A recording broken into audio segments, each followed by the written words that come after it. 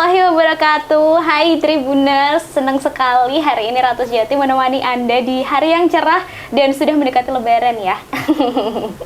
Pasti udah mulai persiapan untuk mudik atau mungkin beberapa sudah mudik gitu, mudik Lebaran ke kampung halaman. Hari ini di program tamu kita, Ratu kedatangan tamu yang sepertinya agak berhubungan dengan permudikan gitu ya. Hari ini kita kedatangan Hotel Manager Ayom Java Village, Mas Chris William. Nah, kita hari ini mau ngobrol-ngobrol nih sedikit tentang Mas Chris dan juga tentang Ayom sedikit aja. Nah, hari ini langsung saja kita sapa, sudah ada di sebelah saya. Selamat siang, Bapak. Iya, siang, Mbak Ratu. Nah, Mas Chris, apa kabar?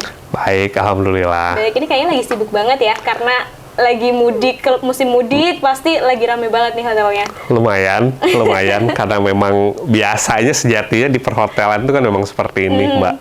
Alhamdulillahnya setelah kita pandemi 2 tahun ini kan sudah mulai boleh lagi mudik Ya, gitu betul. kan. Sangat membantu kami sih. Oke, berarti, tapi saya pengen tahu deh, selama pandemi, ini berpengaruh banget nggak sih ke Ayom Hotel? Untuk pandemi ini, untuk Ayom Hotel sendiri, alhamdulillahnya tidak terlalu terpengaruh. Karena kebetulan konsep kita private villa, jadi memang kita berlakukan prokes yang ketat juga.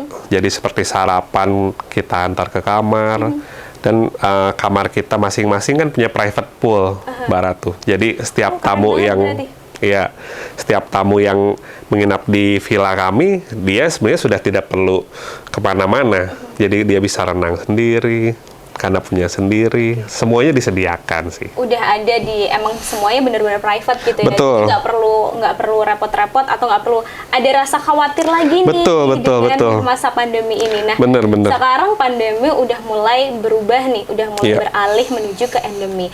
Nah, boleh diinformasikan gitu dampaknya untuk industri hospitality itu seperti apa sih, Mas? Ya, tentunya pastinya dampaknya akan semakin positif ya, karena untuk industri perhotelan ini sudah pasti kita membutuhkan tamu tidak hanya dari dalam kota saja, tapi kita butuh dari luar negeri atau inbound dari kota dan luar negeri lainnya deh.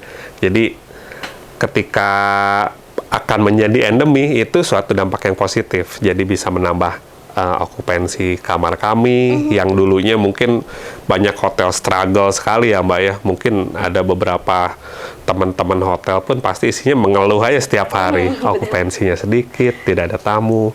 Tapi dengan adanya endemi, selain dari sisi perhotelan, mungkin kita pun harus sangat bersyukur. Jadi banyak hal-hal yang kita bisa lakukan lagi.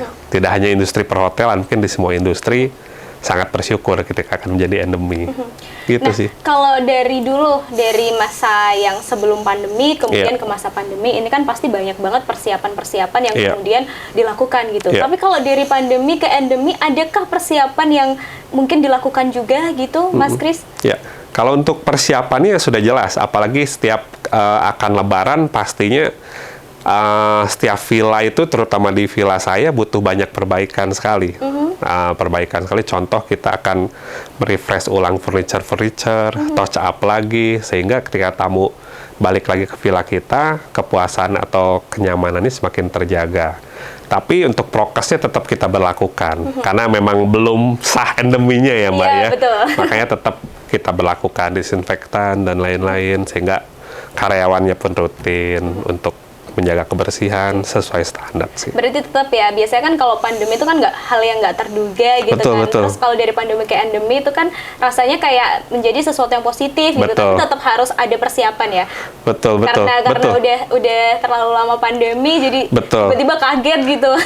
Betul, kaget, seneng, dan harapannya tamunya banyak, kan berarti kita harus prepare juga dari mungkin penambahan orang, atau penambahan karyawan, dan mungkin job desk yang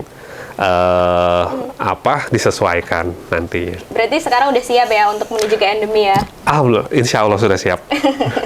Terus Mas Chris, ini dari tadi kita ngomongin Hotel Ayom Village. Nah, boleh nggak sih diceritain sebenarnya konsepnya tuh kayak gimana? Iya. Ayom Java Village ini kita mengusung konsep desa Jawa, Mbak Ratu. Jadi ketika kalian menginap di villa kami, ketika masuk kalian akan dibawa menuju ke seperti desa Jawa tahun-tahun dulu. Karena dari villa kami juga ketika pembangunan setiap kamarnya punya cerita sendiri. Jadi memang villanya, kamarnya rumah orang zaman dulu kita beli, kita build lagi di situ. Jadi kayu-kayunya pun punya cerita sendiri. Jadi ketika memasuki villa kami, setiap tanaman, setiap tempat dia punya filosofinya sendiri. Kayak gitu untuk konsep Ayom Java Village. Selain itu memang konsepnya lebih ke private villa. Yang seperti saya jelaskan tadi, punya kolam renang sendiri, punya istilahnya mungkin staff-staff kami pun ada yang lebih personal lagi gitu. Jadi lebih personal touch-nya lebih dapet nantinya sih. Oke, berarti konsepnya adalah lebih ambience-nya tuh Jawa banget. Jawa banget, betul. Nah, ini konsepnya masuk nggak sih ke anak-anak atau mungkin ke era milenial gitu ya? Karena kan kalau misal ngomongin tentang konsep yang Jawa, itu kan biasanya identik dengan yang udah sepuh-sepuh. Benar. Ini kalau masuk nggak sih sebenarnya konsepnya ke anak-anak milenial dan anak-anak yang lahir di tahun 2000-an? Iya. Selama ini ada beberapa mungkin tamu-tamu kita dari milenial juga yang mereka staycation. Dan memang setiap Sabtu tuh kita punya karawitan juga yang bermain, yang free. Jadi tamu bisa lihat. Harapannya generasi milenial pun dia bisa menghargai kebudayaan-kebudayaan yang sudah ada, Mbak Ratu.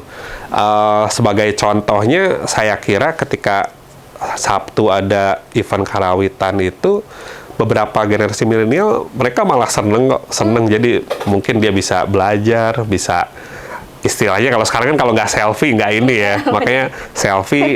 Dan mungkin ini bisa jadi daya tarik juga yang hotel lain nggak punya, villa kami punya. Jadi ada nggak cuman experience-nya ketika cuman menginap luxury dan lain-lain, tidak. Tapi di villa kami bisa punya experience belajar karawitan atau belajar aksara Jawa. Berarti gitu staycation tuh nggak cuman ya udah seneng-seneng aja, tapi ada unsur budaya yang mereka dapatkan. Betul. Dan juga experience juga. Iya. Jadi kalau orang Jawa bilang nguri-uri budoyo ya. Jadi nggak cuma staycation biasa, tapi juga bisa menghidupkan budaya lagi supaya nggak mati. Karena bukan anak-anak zaman sekarang, siapa lagi ya? Iya, betul, Mbak. Ya? Iya, betul. Nah, kalau gitu saya kepengen nanya nih, ini sebenarnya pasarnya dari Hotel Ayom Java Village ini sebenarnya siapa sih, Mas? Apakah memang anak milenial kah pasar utamanya, atau semua umur, atau memang orang-orang yang sudah sepuh gitu? Kalau misalkan dari analisis selama ini, segmennya lebih ke family sebenarnya.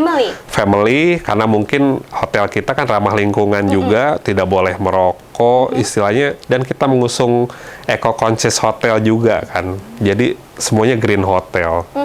Lalu yang kedua lebih banyaknya ke pasangan. Pasangan untuk honeymoon dan lain-lain. Kita punya beberapa paket honeymoon dan istilahnya romantic dinner. Kita lebih ke situ. Tapi anak muda sekarang pun mungkin zamannya pun sudah berubah. Anak-anak muda pun sekarang mereka akan lebih seneng ke hotel yang ada experience-nya lah. Tidak cuman menginap dengan fasilitas luxury cuman AC dan lain-lain gitu sih. Jadi harapannya untuk semua umur, tapi lebih banyaknya family ya. Benar sih. Kalau mungkin anak-anak muda zaman sekarang banyak yang bilang staycation tuh gabut di kamar aja gitu. Iya, kan. Betul. Jadi bisa ada experience baru kalau misal staycation di Ayom Java Village. Setuju. Gitu ya, Tribuners, mungkin yang anak-anak milenial nih yang lagi kepengen, aduh mau staycation di mana nih, bisa? Bisa. Harus reservasi dulu nggak sih, Mas? Boleh, kebetulan sebaiknya reservasi dulu, karena memang kamar kita juga terbatas. Jadi kadang-kadang ketika mendekati hari H, suka ada yang nggak kebagian gitu. Lebih baik reservasi dulu. Apalagi sekarang ya. Betul, apalagi sekarang. Nanti bisa mampir, bisa ke IG kita, IG kita, bisa, website kita juga ada. di ayamjavavillage.com atau bisa menghubungi saya langsung, nggak apa-apa. Nah, tuh ya, bisa langsung aja, tadi beberapa kontaknya udah disebutkan. Iya. Tapi Mas Kris nih udah ada di bidang hospitality nih berapa tahun sih, Mas? Saya di bidang hospitality itu sekitar 9 tahun, 9 sampai 10 tahun 9 sih. sampai 10 betul, tahun. Wah, betul. lama juga ya. Iya. Udah ke berapa kota atau ke berapa pulau selama 10 tahun itu? Awal karir tuh saya di Malaysia dulu. Awal di Malaysia, lalu saya aslinya Bandung, jadi di Bandung, Yogyakarta, lalu ini Solo. Oke. Next Itu mau sih. kemana? Udah ada rencana belum? Nextnya belum dulu, masih betah di Solo, karena Solo ini nyaman banget sih buat saya. Bener, emang kota ternyaman ya? Iya, kota ternyaman tuh sendiri. betul, setuju banget sih. Nah, selama 10 tahun udah ke berbagai kota di Indonesia. Iya. Terus termasuk ke luar negeri juga, Iya. ke Malaysia.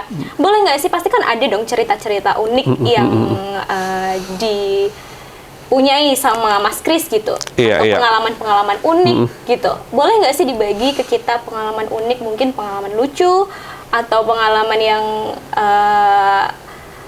menggembirakan, yang bikin happy banget gitu. Boleh dibagi ke kita? Ya, kalau buat saya pengalaman pasti banyak banget. Kebetulan dulu pun saya awal karirnya sebagai istilahnya frontliner, front office atau reception, jadi ketemu banyak tamu. Ya, pengalaman unik dan lucunya lebih ketemu tamu-tamu yang unik sih, Nah, Mbak. ini Iya dia. kan? Ya, contoh tamu itu kan berbeda-beda kan, berbeda-beda. Ada yang mungkin contoh paling gampang yang umumnya ketika nggak sama pasangannya gitu kan, ya seperti itulah. Kalau pengalamannya lebih kayak gitu, tapi menggembirakannya banyak banget. Dari segi internalnya, dari segi pekerjaan pun kita bisa membuat relasi yang banyak banget sih, bisa ketemu. Ya termasuk sekarang mungkin ya. bisa ke beberapa media. Seneng banget sih untuk di industri hospitality ini, lebih banyak ketemu orang sih kalau saya. Nah, terus ini kan berarti nggak cuman bertemu dengan banyak sekali pengunjung, tapi bertemu dengan banyak sekali karyawan, teman, betul. gitu. Ada nggak sih yang kalau Mas Kris kan sudah terbiasa untuk ramah gitu. Ada nggak sih mungkin karyawan atau mungkin temen gitu yang mereka tuh nggak sabar untuk ngadepin pengunjung yang rewel? Sebenarnya untuk terutama di villa kami, sebelum terjun menghadapi tamu, kita bekali dulu dengan training-training, Mbak. Jadi memang kita kasih pengertian dulu. Memang hospitality itu memang salah satu kuncinya adalah sabar gitu kan, menghadapi tamu seperti itu. Kita nggak bisa, misalkan ada tamu marah, kita ikut marah kan nggak bisa. Tapi intinya kita bekali dengan training.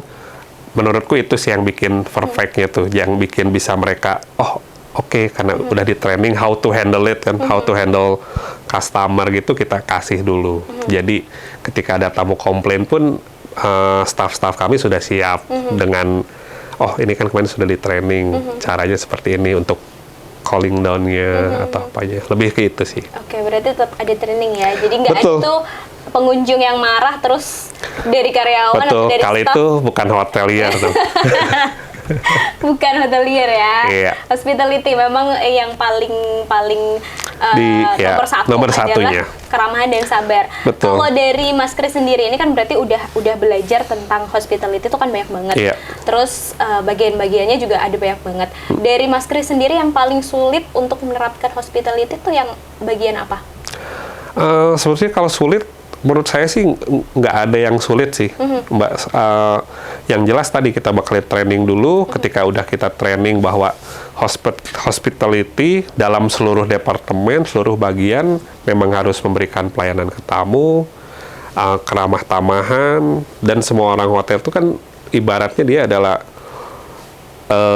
brand ambassadornya hotel itu sendiri kan. Makanya kalau sulit atau tidak, ketika orangnya memang punya passion dan keinginan untuk di hotel, saya rasa sih tidak terlalu sulit sih. Oke, berarti yang nomor satu adalah tetap passion ya. Betul, tetap passionnya dan dulu. keinginan. Betul. Keinginan untuk belajar itu yang harus Betul. nomor satu. Baik, Mas Kris, terakhir, ini tantangan untuk industri hospitality ke depan tuh seperti apa sih, Mas? Karena kan kita udah ngelewatin pandemi, terus sekarang menuju ke endemi. Kita nggak tahu ke depan akan ada apa lagi. Iya, setuju. Ya, yang jelas pandemi kemarin tuh bikin kita banyak belajar juga untuk menyiapkan sesuatu yang tidak terduga gitu kan. Kayak kemarin kita kan bisnis tuh harus tetap berjalan, jadi kita tetap menyiapkan strategi-strategi ketika tamu tidak ada. Tapi persiapannya untuk yang sekarang tantangannya untuk hotel ini mungkin kan ketika sudah endemi hotel akan semakin banyak yang bermunculan. Tentunya kita harus punya diferensiasi sih Mbak, punya diferensiasi, dan pasti nomor satu balik lagi tadi ke hospitality. Kita harus tetap memberikan pelayanan yang paling ramah sih. Jadi tamu seenggaknya feels like home lah, feels like home, tidak cuman ke situ sekali sudah memberikan. Yang jelas kalau di Ayom ini kita maunya setiap tamu menginap di kami, kita bisa kasih experience mereka, tidak cuman menginap saja tapi bisa ke aktivitasnya juga. Ada hal lain yang ditawarkan juga. Betul, ya? tidak cuman menginap saja. Baik, terima kasih Mas Kris hari ini sudah ngobrol-ngobrol, udah berbagi cerita juga. Sama-sama, sukses Mbak Ratu. terus. Amin. Selamat bersibuk-sibuk ria. Terima kasih, sukses juga buat Mbak Ratu. Sama Tribun ya. Mas Kris. Baik, Tribuners, itu tadi obrolan saya dengan Mas Kris, Hotel Manager Ayom Java Village. Kita ketemu lagi di tamu kita edisi berikutnya ya. Dadah, wassalamualaikum warahmatullahi wabarakatuh.